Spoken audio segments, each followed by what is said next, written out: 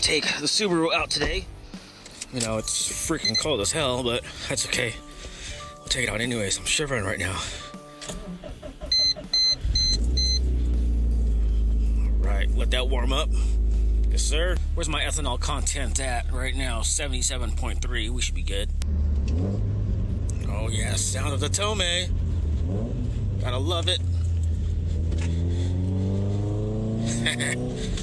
Man, it just picks up so good. Not even in Sport Sharp yet. Wow, this car just feels very peppy when it's 46 degrees outside. Alright, oil should be warmed up, and we got a Prius in front of us. Dang, why is it always gotta be a Prius? Man, let me stay back a little bit. Some of you guys have asked which one do I like driving better, or which one is more fun to drive, the STR or the Type R. Let me demonstrate. Let me put this in Sport Sharp. Got no one here. I'll answer your question right now.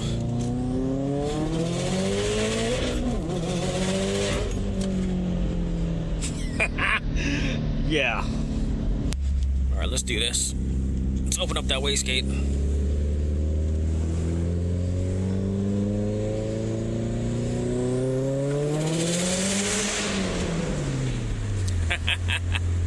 Every time. I wish I had tunnels around here. Oh man, but we don't. Oh, just the sound of the wastegate. Oh, here we go. Let's hear that exhaust. Love it.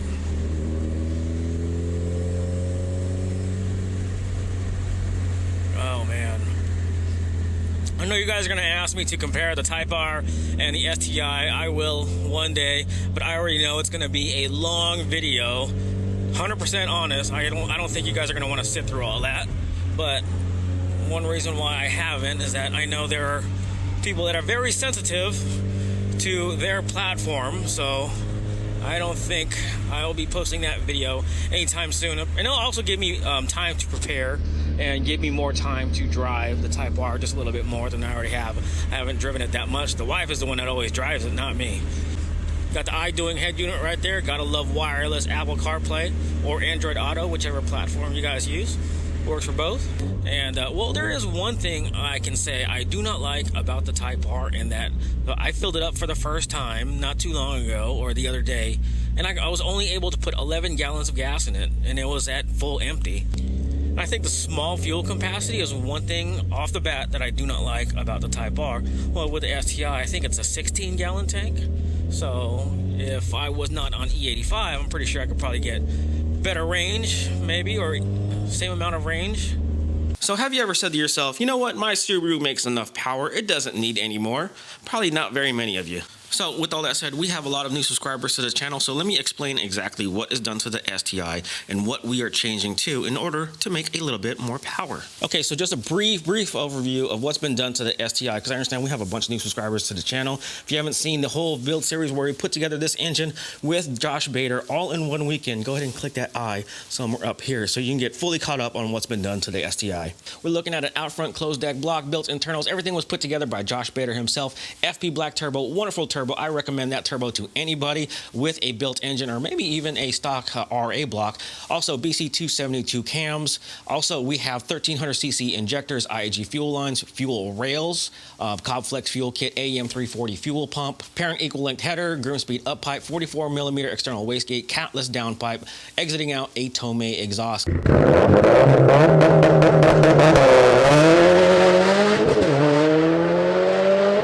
Cobb LF bypass valve, parent front mount intercooler, parent intake, TGV deletes, and if I'm forgetting anything, I'll just put everything in text right here if I forgot anything. And also Killer B oil pan, pickup, and baffle. Now when it comes to this setup, I will admit 100% this thing has been super duper reliable, no issues whatsoever. This was tuned by Steve Haman down in Portland, Oregon. If you haven't seen his YouTube channel where he does actual YouTube videos on the cars that he tunes, go ahead and check out that I somewhere up here. Now, if anybody knows me, knows that I am a performance guy. If I am going to do a build, I'm going to take it to the track, and I am going to back up my power numbers with the trap speed. I'm not just going to build a car just to drive it on the street. Of course, I'm going to take it to the track, guys. So when it comes to quarter mile times, I did attend the last drag strip day here at our local track, but unfortunately, the track officials deemed it was unsafe to run a full quarter mile, so they chopped it down to an 1/8 mile.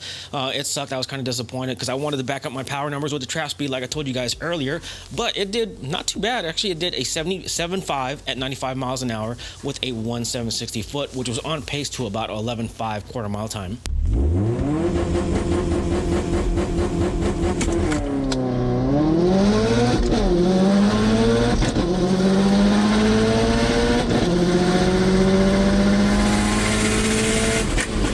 So the STI has also attended 2 track days here at our local track, which is called the Ridge Motorsports Raceway Park, and personal best at that track on the STI is a 2-minute flat. Now on the second track day, we took the STI out. Unfortunately, ambient temperatures were over 100 degrees. Probably the dumbest thing that you can do in a modified Subaru was take it to a track with ambient temperatures over 100 degrees without an external oil cooler, but after about the 3rd lap, we had to shut it down because oil temperatures were rising above 260 degrees. So when it comes to power numbers, this did make 450 wheel horsepower on Steve's Heartbreaker Mustang dyno. Now, there are a few comments on how come it only made 450 wheel with the FP black and cams and all that good stuff. Well, keep in mind, I was only at around E60. Of course, it's kind of my fault. I only brought a couple jugs of E85. There was still regular pump gas in the tank. But if we did up the ethanol content just a little bit, we could have made a little bit more power. Also, the AEM 340 fuel pump that's currently installed right now can only make so much power. It does have 1300 cc injectors, but all that stuff is going to change. I don't know if you guys have seen, longtime subscribers, you guys know that I do have the radium double pumper, so the whole fuel system is going to change when we install the new setup, which I'm going to show you in just a minute.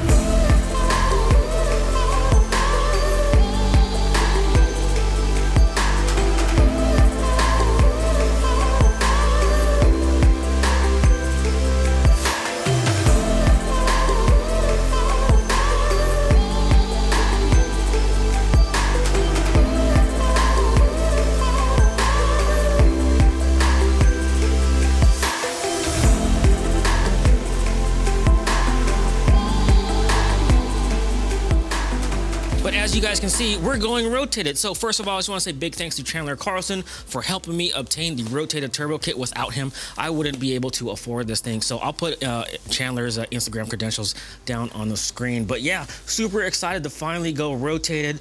Once again, big thanks to Chandler. Chandler, I can't thank you enough for this. Oh, by the way, what turbo are we running? Oh, that ETS turbo or ETS intercooler, that is a 4-inch with a 4-inch intake. Thing is super duper nice carbon fiber intake. Okay, so as far as turbocharger, what turbo are we gonna be running with this rotated turbo kit? So as you guys, oh man, this thing is heavy.